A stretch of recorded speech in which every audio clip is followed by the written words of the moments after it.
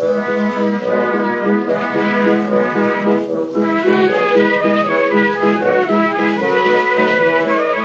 to Loremen, a podcast about local legends and obscure curiosities from days of yore. I'm James Shakeshaft. I'm Alasdair Beckett-King. And today, Alasdair, we are gonna hit the big time. Oh yeah. Yes, it's, for us, this is way too famous. We're no longer the law boys, we are law men. Oh yeah. We're gonna go to the most haunted village in Britain. Not my words. The village of Pluckley in Kent. Certainly not my words.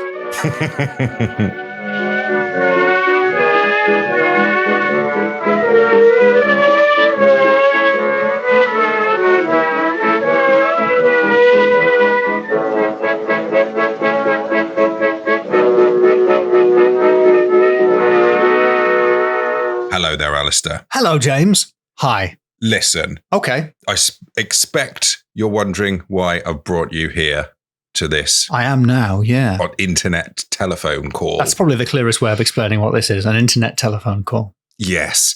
Listen, I've picked something for this week's episode, and I'm concerned I've gone a bit mainstream. Oh, James, are you selling out to the man? I think I am. But the people who liked us before we were cool, which I assume we will be shortly, are going to abandon us in droves. I know, they're going to shout Judas at us. Yeah. You're not going electric, are you? Yes, we are going electric.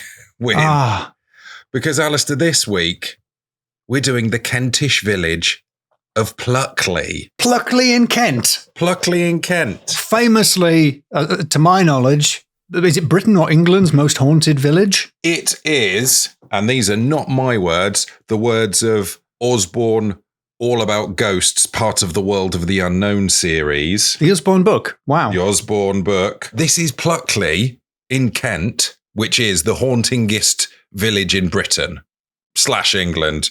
Not my quote. Actually, the direct quote from Osborne. The hauntingest village in England. The village of Pluckley in South... No, okay. This is the double-page spread in the Osborne book. Osborne Book of Ghosts is what everyone calls it, but technically it's all about ghosts, part of the World of the Unknown series. The village with a dozen ghosts. Some places have a reputation for being particularly haunted. The village of Pluckley in southeast England is one such place. It is claimed to have no fewer than 12 ghosts. So they're not saying it's the most there. 12 doesn't seem like that many, but I suppose it's quite small. Is it per square metre? Is that how we measure the density of hauntings? I guess so, yeah. So like Canada would be quite low, although what was the Prince Edward Island was pretty thick with them. Was that Canada or was that America? I can't remember. Sorry, North America. I'm looking around various sources, and my other sources for this, apart from Osborne Book All About Ghosts, the World of the Unknown. I'm also in Law of the Land, friend of the show. I'm also in The Haunted South by Joan Foreman. None of these say it's the most haunted village in either Britain or England.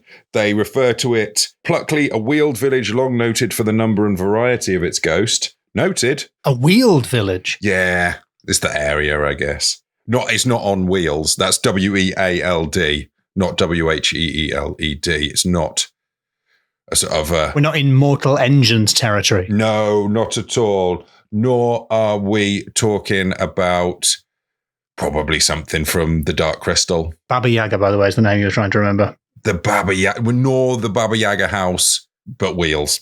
Because that was actual legs, wasn't it? A wheelie version of the Baba Yaga house. Yeah, or a caravan. It's not a village that's just a big caravan. Well, that's disappointing.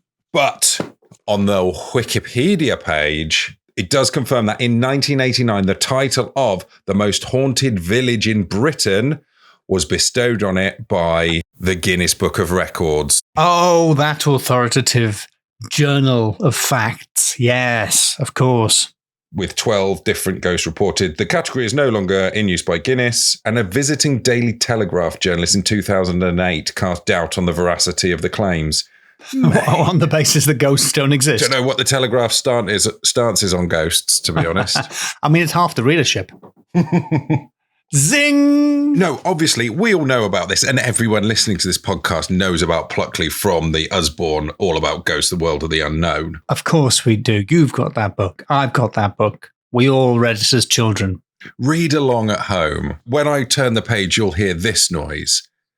I won't. It's a double page spread. We don't need to turn any pages. There'll be no noise. But I'm going to give you a little roundup of what Osborne says are the 12 ghosts. And just to go back to your numbering system, yes, a very good point. Because surely, like, when you see a ghost train full of ghost passengers, that's more than 12. But is that a single haunting? Is that one ghost or is that multiple ghost? Great question. Yeah, it's the question of ghosts versus hauntings. I don't think we have the authority to adjudicate this, James. No, sorry, Ghost Ombudsman. We'll see him again in our dreams or our nightmares. No, I'm gonna run us round the village, hop in the back of my little hatchback car because we're in Kent, so it's a hatchback car with 2 spoilers. As in the part of the car, not telling you that. Can a hatchback have spoilers? Where do the spoilers go on a hatchback? On the back, at the top of the hatch. I had a Mazda 323, which was multi-spoilered. Okay. And what does that do? Nothing. It just looks super cool. Right.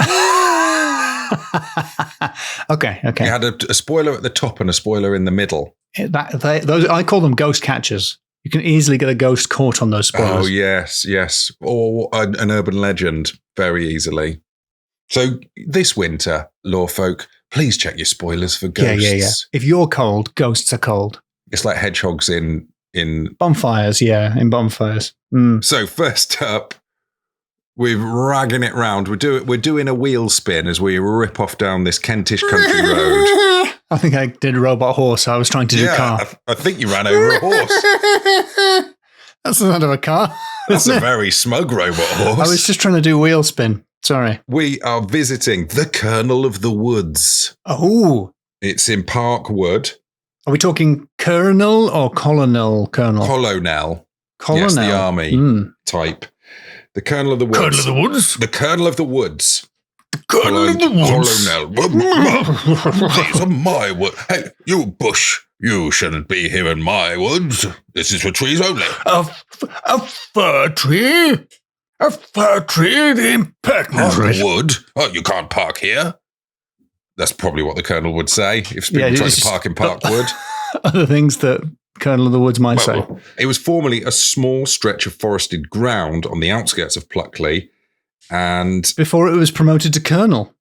The Colonel died in the woods. Straight in as an officer. The Colonel died in the woods that used to be there. The Colonel of the Woods, and his ghost is often seen walking there. I see. For some reason, I thought the woods were a colonel.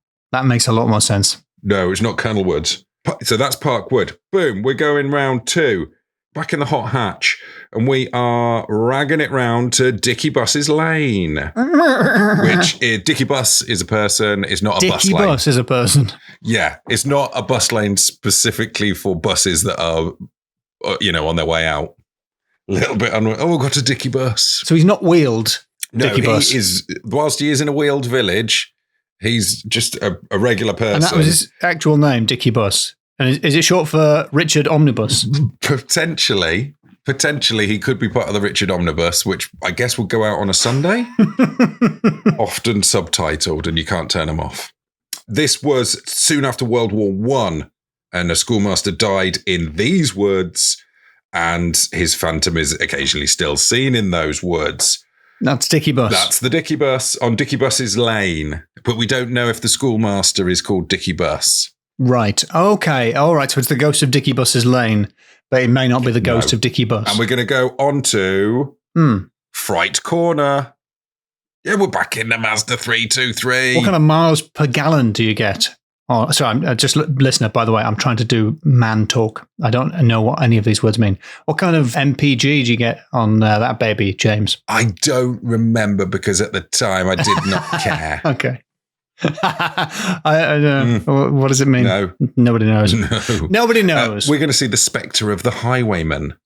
There's a highwayman, and this highwayman had a special little trick. There was a hollow oak there, and the highwayman would hide in the oak till they heard a coach come coaching down the road, and they would hop out, money of your life, etc., stand and deliver, get the money, and probably just go and hide back in the tree, avoid detection. However, one person walking along, they knew of this plan. They got the sword out, stuck it in the tree. Boom, they pop up. Yeah, they pop up pirated, the highwayman. Wow. You might say it's a case of my wayman or the highwayman. Oh, you should do. That doesn't actually make sense in this context, but we've talked about highwayman a lot, and it just occurred to me I'd never said that on the podcast. But now we have, so that's it's good. your wayman or the highwayman. That doesn't work as well. It's your wayman or the stout yeoman. Ooh, good. Speaking of highways, shall we hop back in that Mazda? Well, so I just want to let you know how the nature of this ghost is that spectral event is reenacted every night. So weirdly, this ghost is the ghost of someone that killed the highwayman. Presumably, he's got his own murderer's ghost built into his ghost. Well, he's not going to be visible because he's just going to be a dribble of blood coming out a tree stump. Is that normal? We could refer this question to the ghost ombudsman if we hadn't alienated him. Otherwise, I'd text the alien ombudsman, but I've been ghosting them for the past month. So yeah, I don't know how that works as a ghost. Presumably, this is a ghost that isn't like a ghost with a mind. If you know what I mean. This is a classic STP. We're just going to rag it out of town for a second. Back in the Mazda to the road from Pluckley to Maltman's Hill. There's a phantom coach drawn by 4 horses. Oh, nice. And on dark nights, most nights. That's how you can tell it's night in my experience. It's supposed to be possible to hear the drumming of horses' hooves and the sound of the coach rumbling along the lonely road. That's it. Just a coach noise. Just the sound. Okay. Just the sound noise. There is the ghost of a pipe-smoking woman who apparently burned to death in mysterious circumstances. Look, I'm not a detective, but I'm starting to put some clues together. Then just up the road from that, actually across the road from that schoolmaster ghost from earlier, Dicky Bus Lane. Right, have we driven back to where we were before? There's not much to this village. In order to get all the way around it, we're going to have to. Right. We're going to have to go back on ourselves. I don't think we should be driving. Really, we should have just parked and walked. Well, we're switchbacking on ourselves, but we got to see these ghosts quickly. What? Oh, okay. There's an old ruined mill, and the miller's ghost is said to wander, but only just before a thunderstorm. Oh, that's good. We're going back out of town again. We're zigzagging all over the place. I probably could have found a smarter route, but we're going to see the ghost of the Screaming Man. Oh, yeah? What's he famous for? He was a worker who worked in the clay pit and brickworks that was there, and he was smothered when a wall of clay fell on him. His ghost, which is said to haunt the site, screams in the same way as he did when he died, presumably muffled. Sorry. I was going to say, no, it's in bad taste, but it's the first thing we were all thinking. We're going to Rose Court, which is haunted by the spirit of the former owner. Her ghost, though, very prompt between 4 and 5 o'clock in the afternoon, which is the time of day which she died. Then we're going up to Greystones, and there's a phantom monk, which haunts the grounds. And this monk is often seen with another ghost, the ghost from their house before at Rose Court. There seems to have been some sort of connection between them. What, the 2 ghosts hang out? Yeah. So I guess this monk is seen between 4 and 5 p.m. because that's when she is seen. So I don't know. They're quite far away from each other as well on the map. We would have got back in the car. Yes, unnecessarily. It's not that big. I'm looking at it on Google Maps now. And there's one of the streets is just called The Street, but it's abbreviated to just ST. So it's just the And then we're going to go out of town to the manor house, the Dering. This is where the Dering family lives. At Serendon Dering. Serendon Dering. That's the manor of the Dering family. It is pretty cool. There's a bunch of ghosts of them. There was a ghost of the White Lady who appears to glide through the library. And is she a Dering? Pretty, the start of Ghostbusters. She is meant to be a Dering. We'll dig into the Dering ghosts when we flip over to Law of the Land. And Our journey takes us to the Red Lady at the Church of St. Nicholas, which is haunted by the ghost of another Lady Dering. She was buried in a gown with a red rose in her hands, and she was placed inside 7 lead coffins, one inside the other. Not split. She wasn't split. They babushkaed the heck out of her. So she was in 7 lead coffins, one inside the other. What were they? Why? What were they worried about? Why did they put her in 7 lead coffins? Presumably, yes. Well, we'll get to that actually. But for the minute, all I need you to know is 7 lead coffins and then 1 oak casket, which presumably had a reinforced bottom, and that was buried in the vault under the church. And her ghost... A bit heavy, this. Yeah, we use 7 lead coffins, actually. Her ghost, the Red Lady, walks in the graveyard of the church. And then there have also been reports of another mysterious female figure wandering inside the church. And that may be Pluckley's newest ghost. But Alasdair, that's the end of the Osborne section. Just want to say, it might not be its newest ghost. Oh! I'll fill you in on that later. First of all, I'm going to go into the Derings via friend of the show, Laura the Land. In 1983, Alan Bignell has listed the numerous and richly varied company of ghosts reputedly seen in and around Pluckley. Do we know how tall Alan Bignell was? Because it would be good if he was big and all. It doesn't specify. It doesn't say. It should say. It should say. There are some quotes from him. It becomes more and more difficult to find anyone who will admit to having seen or heard any of them, referring to the ghosts. Oh. His Red Lady is from the 15th century, who wanders around the family chapel in St. Nicholas's church and the churchyard. So he says that's the same ghost, basically, as Osborne.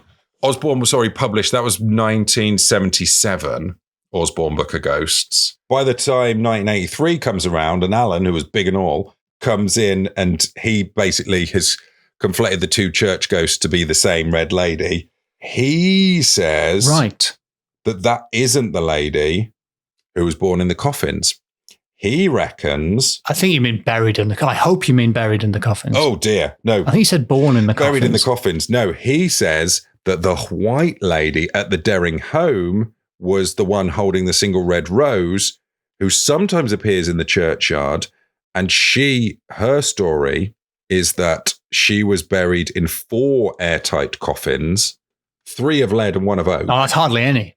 And the reason she was buried like that is because she was ever so beautiful and she died young and her husband wanted to preserve her beauty. Weird. What? Oh, I mean, I get that you're upset and everything, but don't be creepy about it. And what is the 3rd lead coffin going to do? I don't know. But the first 2 didn't. And apparently mysterious lights, hammering sounds and wailing voices have been reported as coming from the Dering chapel. Do they sound like, why did you put me in lead coffins? It's weird. It's creepy. Oh, put me in a Tupperware or something. So, and in the 1970s, a group of psychic researchers spent a night in the vault in order to, see what was going on. It doesn't seem like they turned up much. And in the morning, they told the vicar the night had been quite boring. And they were actually quite glad that the vicar let his dog come in and play with them. Well, I don't have a dog. I'm not a vicar. I'm not the vicar. I am a dog, he said. And they were like, and they realised that he was the dog. I'm the vicar dog ombudsman. It sounds like you fell over when you said that. I did fall over with the weight of that back reference. Hold on. While you were dropping things, James, I was just looking up the Derings. Are you going to tell me about the Dering manuscript? No. Apparently, the earliest copy of a Shakespearean manuscript of a play is the Dering manuscript and was found in the Dering house, as they did basically like an amateur production of Henry IV. Part 1? And 2. Whoa. Yeah.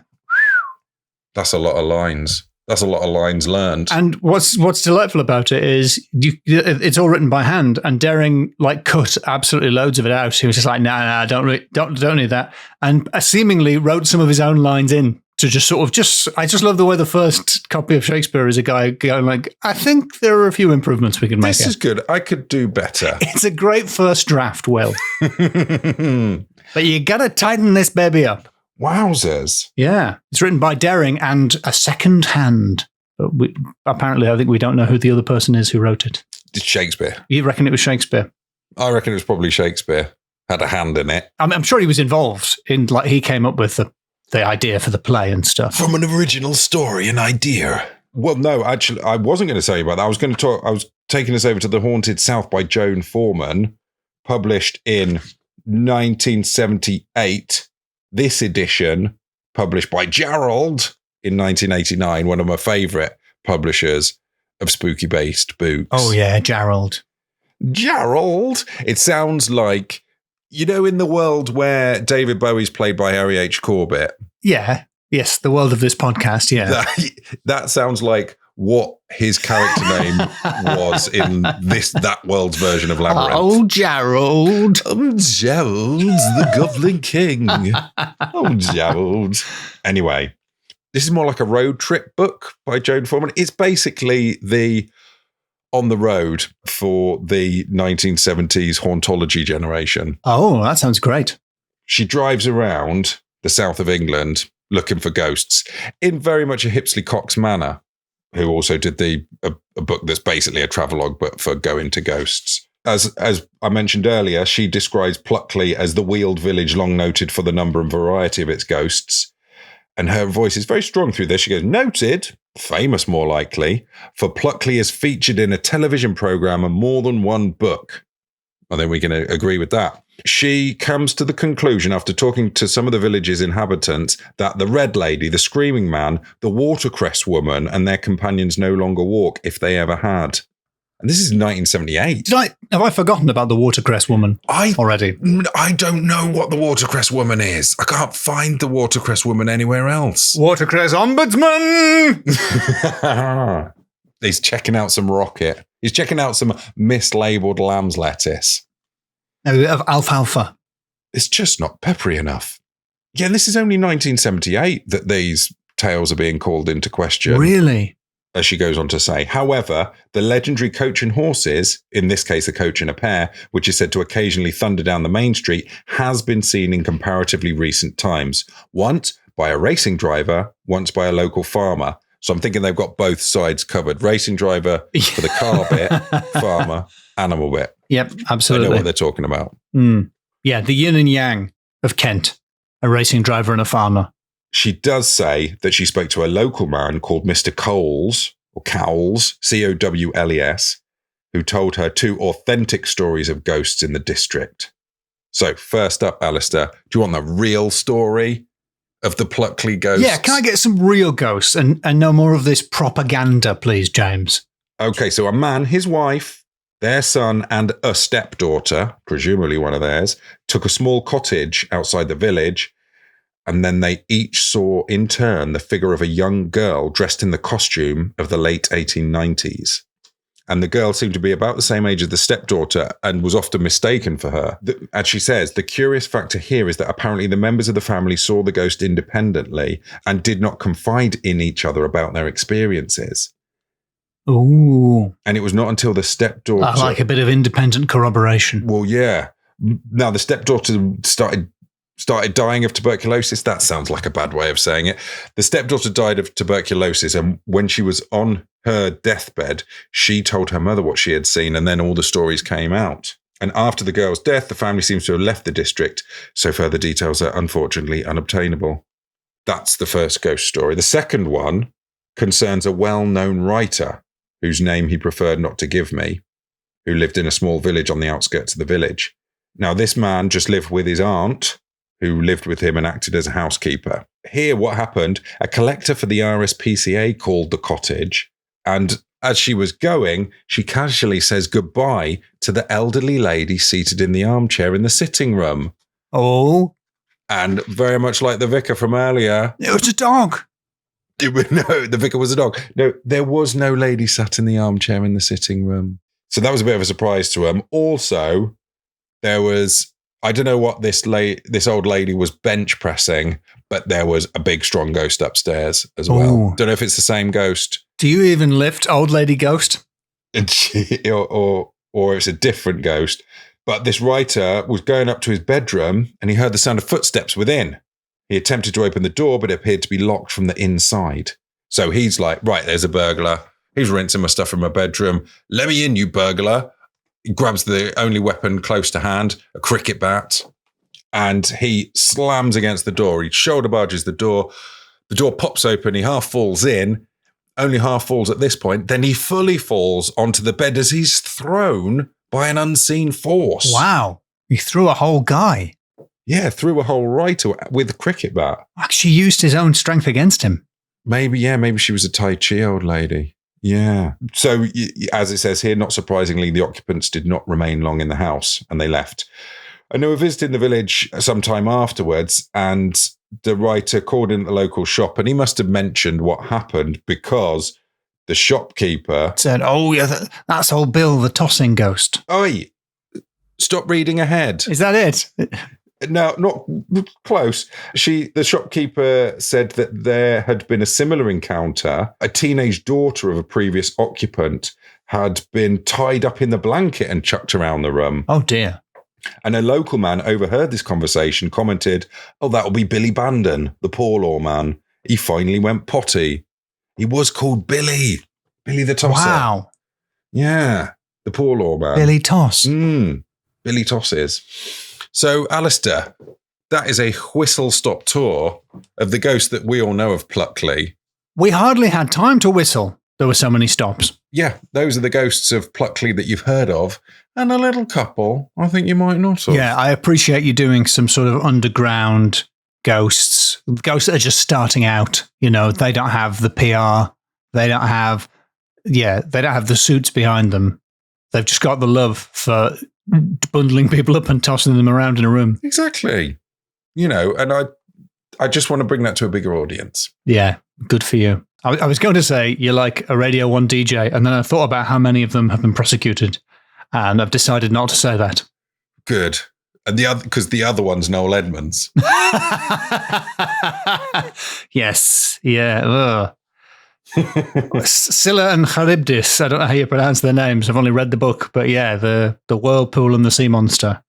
How do you choose? Come on then, hit me up with some scores for naming. Well, I was very pleased that ghost was called Bill. Somehow I knew it. It just came to me, James. The name Bill. I was getting a name. There's Dickie Bus. So I'm impressed with myself there. Dickie Bus. I liked Dickie Bus. I like the street. It could be called The Saint. It could be The Saint. It's also a 70s TV show. The Red Lady, the White Lady, the Monk. We've got a Power Rangers worth of differently coloured people. Yes. Yeah, I'm assuming the Colonel is going to be in khaki or green, at least. The Mill is called the Black Ghost of the Miller. I'm afraid the smoking woman is potentially yellow. The clay pit guy is probably reddy brown. The Lady of Rose Court, she's pink. Of course, yeah. Greystones monk. Greystones monk. So yeah, we've got the full. Might save that. Yeah, I remind you, this category is names, and that counts in no way towards it. Just remember all those things, and we'll come back to them again. Names, yes, Dickie Bus. Dickie Bus. Okay, Dickie Bus is carrying us a long way on the Dickie Bus. Bing, bing, and big and all. Yeah, and yeah, that's good. The Wheeled Village. The Wheeled Village. It's a 3. It's a fair middling 3 for names. Yeah, a lot of them don't have any names at all. That's fair enough. Okay, second category. Supernatural. Well, there were a lot of ghosts. And I have to say, yeah, the last 2 I'm most impressed by because they seem like real ghosts. Not just a man who screams like he screamed when he was drowning in mud. That doesn't make any sense.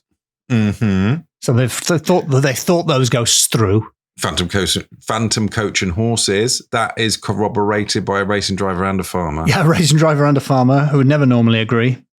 Well, I mean, how could I give it fewer than 5 points, James? It's the most haunted village, according to, as far as I can tell, itself. The 1989 Guinness Book of Records, which has got to be peak Guinness Book of Records. Like everybody knows. Okay, look, I don't know if I'm slandering the Guinness Book of Records here, but everybody knows the way it works is you just pay the Guinness Book of Records and they just come to you and say like, yeah, it's you. As long as you do it. It's basically you have to do the thing, but ghosts aren't real. So it's just a scam, isn't it? What? They don't actually, like the Guinness Book of Records didn't check every other village in England to see how many ghosts they had before crowning Pluckley, did they? I don't know. I don't know their methods. I'm telling you, I don't believe they did. I don't think you get to be in every kid's stocking in 1989 without doing some sort of rigorous fact checking of your ghost stories. You reckon? That's what I'm reckoning. All right. If only there was some kind of ombudsman we could ask. Finally, after however many years we've been doing this, 7 or something, we've worked out what the dynamic is.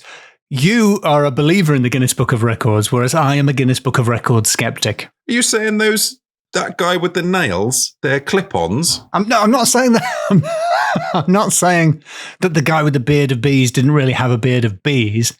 You can tell me they're wasps. He just used sugar puffs, James. I'm not saying that. I'm not saying that none of the stuff in the Guinness Book of Records happened. I'm just saying I don't think it's actually an authoritative document of reality. Wow.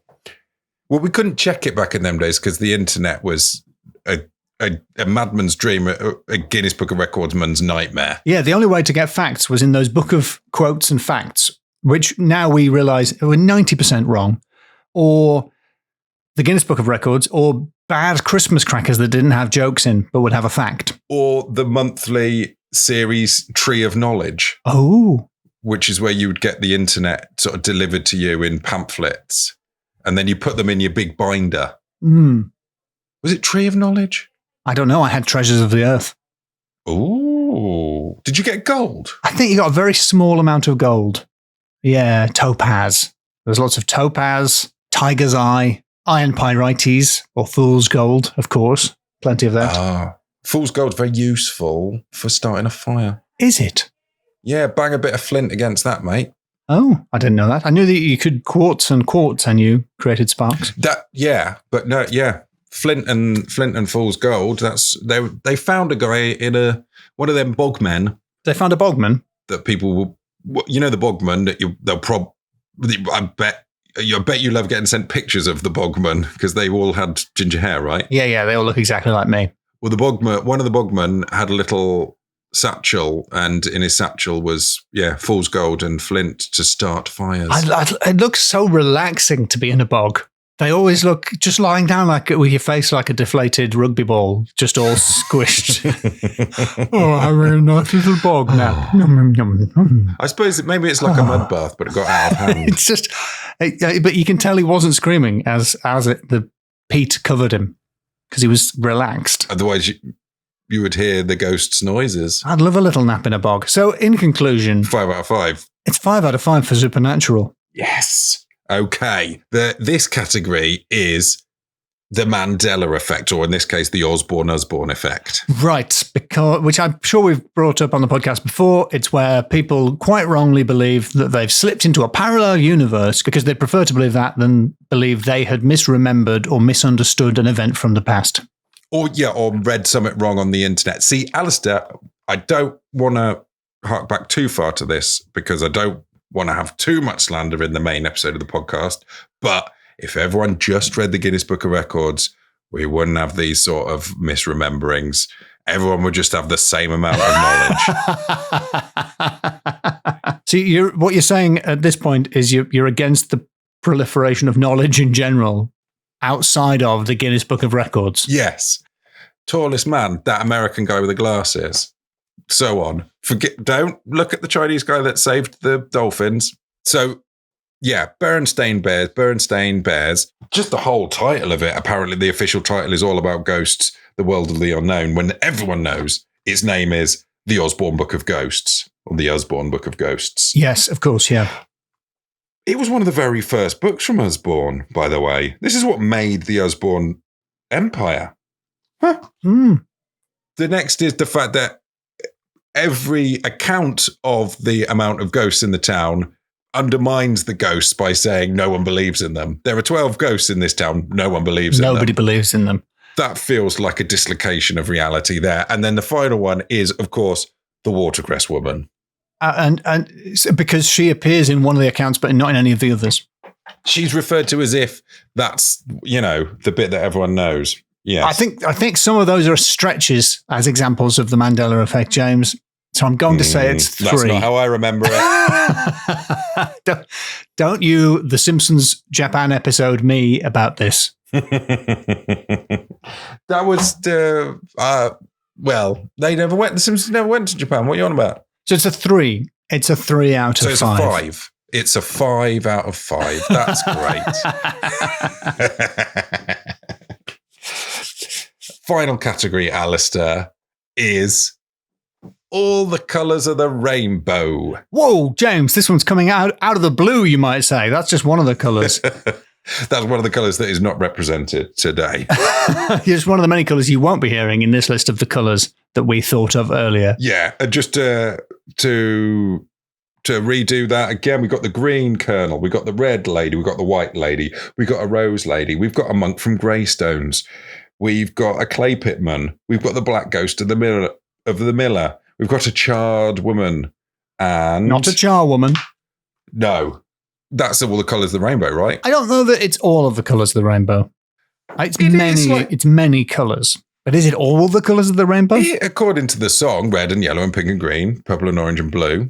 It's purple and violet and blue. What would orange be? Purple and orange and blue. Is that what people are saying? That's what we're singing when we're playing Rainbow. Sorry, you're saying purple, orange, blue. In the spectrum, why would orange be there? Between purple and blue. It's imagine the alphabet song. Yeah. But it goes... But in a different order.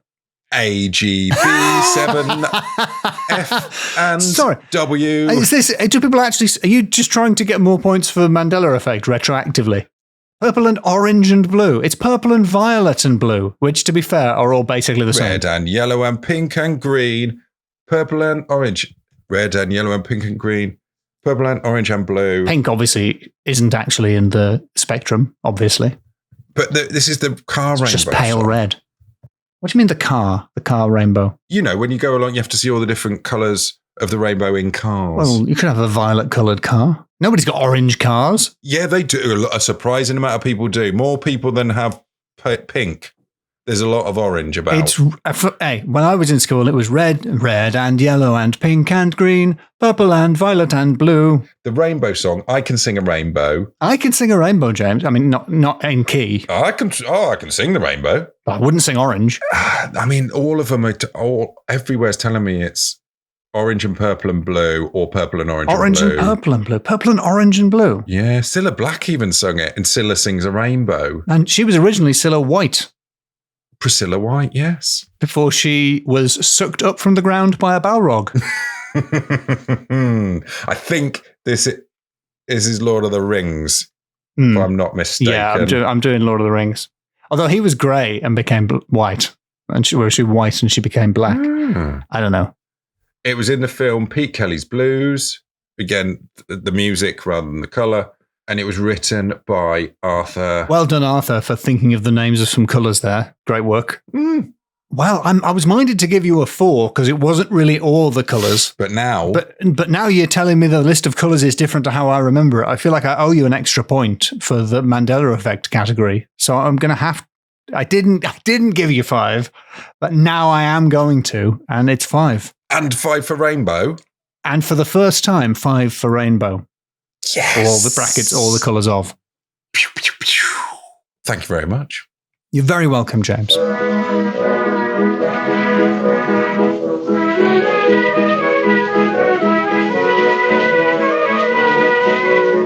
Well, I think even though it's quite well known, I think we brought a little bit of Law Boy Jenny Saquon. I think we did. We certainly did. If you would like to hear some bits of bonus, and if you enjoyed that bonus episode that goes out on patreon.com/LawmenPod. Some people might call it outtakes. Some people might call it the bad bits. We don't listen to those kind of voices. We don't listen to that kind of feedback. You also get access to the Lawfolk Discord where you can chat with the like-minded lawfolk. Thank you very much to everybody who already does support us in that manner. Hey, thanks to Joe for editing this episode. Cheers, Joe. And thank you, the listener, for listening. Bye. See you next time.